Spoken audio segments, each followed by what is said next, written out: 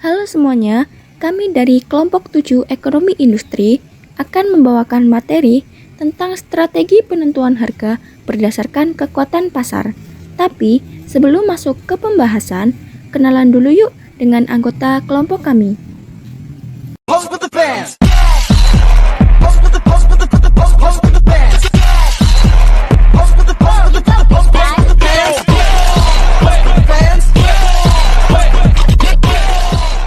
Jadi, perusahaan itu bisa atur harga produknya sesuai posisinya di pasar agar dapat untung maksimal, lawan kompetitor, dan penuhi kebutuhan konsumen. Tetapi, strategi ini juga bisa berdampak besar pada konsumen dan pasar. Jadi, penting untuk memikirkan resikonya. Di video ini, kita bakal bahas bagaimana perusahaan menentukan harga pasar dengan kekuatan pasar dan dampaknya untuk konsumen dan pasar. Apa sih itu strategi penerapan harga? Jadi strategi penerapan harga adalah upaya perusahaan dalam menerapkan harga produk atau jasa dengan memanfaatkan posisi dominasinya di suatu pasar.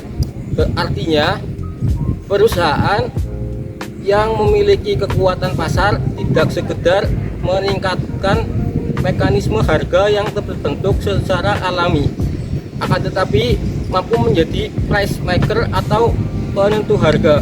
Harga juga merupakan sarana perusahaan untuk mengkomunikasikan keseriusan dalam menetapkan nilai atas suatu produk atau merek.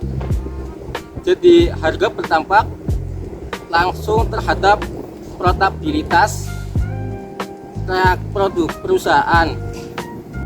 Jadi harga juga merupakan sarana perusahaan untuk mengkomunikasikan keseriusan dalam menempatkan nilai atas suatu produk atau merek.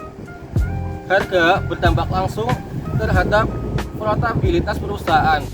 Produknya telah dirancang istimewa dan diproduksi dengan mutu yang tinggi, sekalipun bila tidak akan menghasilkan keuntungan atau penerimaan yang luas dari pasar apabila harga yang ditetapkan adalah salah satu atau tidak tepat. Yaitu tentang faktor-faktor yang mempengaruhi kekuatan pasar dalam penentuan harga. Jadi faktor-faktor penentu harga pasaran itu melibatkan berbagai pertimbangan, termasuk biaya produksi, persaingan pasar, dan juga regulasi perdagangan. Selain itu juga faktor budaya, kebiasaan konsumen, dan tingkat daya beli di pasar target juga memerankan penting dalam menerapkan harga produk atau layanan.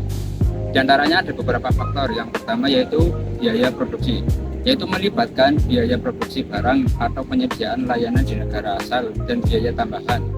Lalu yang kedua ada persaingan pasar, perlu mempertimbangkan harga yang bersaing agar produk atau layanan memiliki daya tarik di pasar internasional.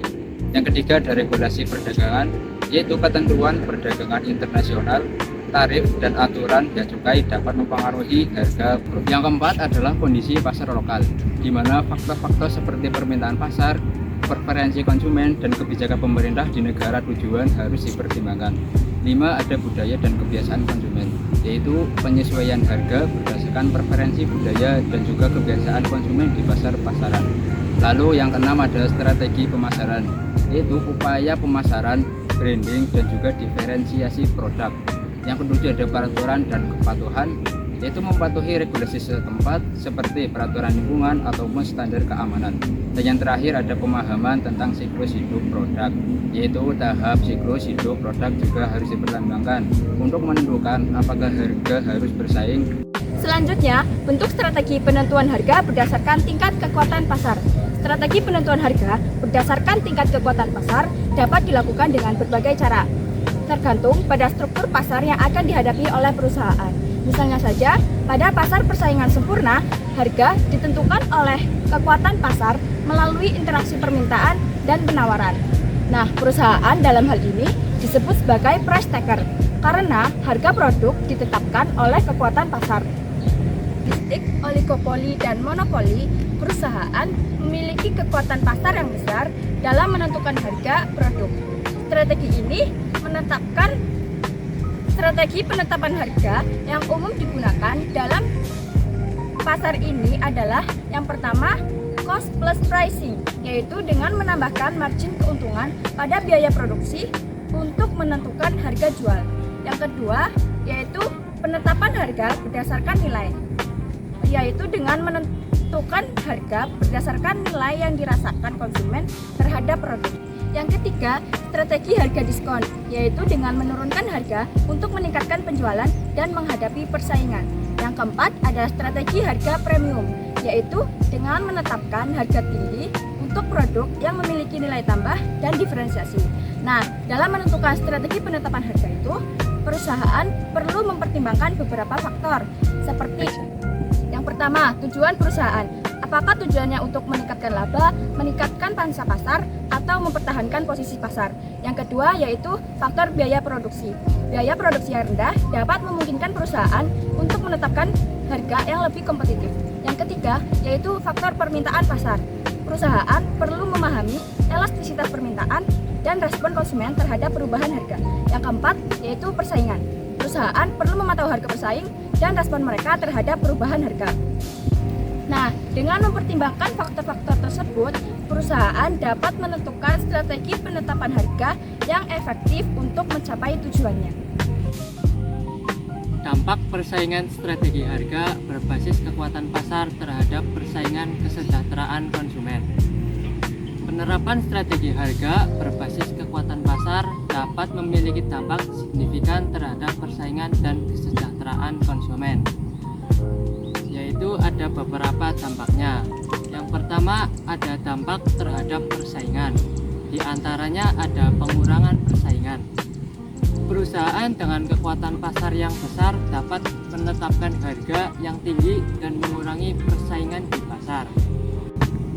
Selanjutnya ada praktik anti persaingan. Perusahaan dengan kekuatan pasar yang besar juga dapat melakukan praktik anti persaingan, seperti harga predator, untuk mengurangi persaingan dan meningkatkan kekuatannya di pasar. Yang terakhir ada hambatan masuk. Perusahaan dengan pasar yang besar dapat membuat hambatan masuk yang tinggi bagi perusahaan lain yang ingin memasuki pasar. Yang kedua ada dampak terhadap kesejahteraan konsumen. Di antaranya ada harga yang lebih tinggi. Perusahaan dengan kekuatan pasar yang besar dapat menetapkan harga yang lebih tinggi daripada biaya produksi, yang dapat mengurangi kesejahteraan konsumen. Lalu ada penurunan output. Perusahaan dengan kekuatan pasar yang besar juga dapat mengurangi output untuk meningkatkan harga, yang dapat mengurangi kesejahteraan konsumen. Lalu yang terakhir ada kurangnya pilihan. Perusahaan dengan kekuatan pasar yang besar dapat mengurangi pilihan konsumen dengan membatasi ketersediaan produk atau mengurangi inovasi. Dalam beberapa kasus, kekuatan pasar dapat bermanfaat jika digunakan untuk meningkatkan efisiensi dan inovasi. Namun, jika tidak diatur dengan baik, kekuatan pasar dapat merugikan konsumen dan mengurangi kesejahteraan masyarakat. Oleh karena itu, penting untuk memiliki regulasi yang efektif untuk mengawasi dan mengatur kekuatan pasar.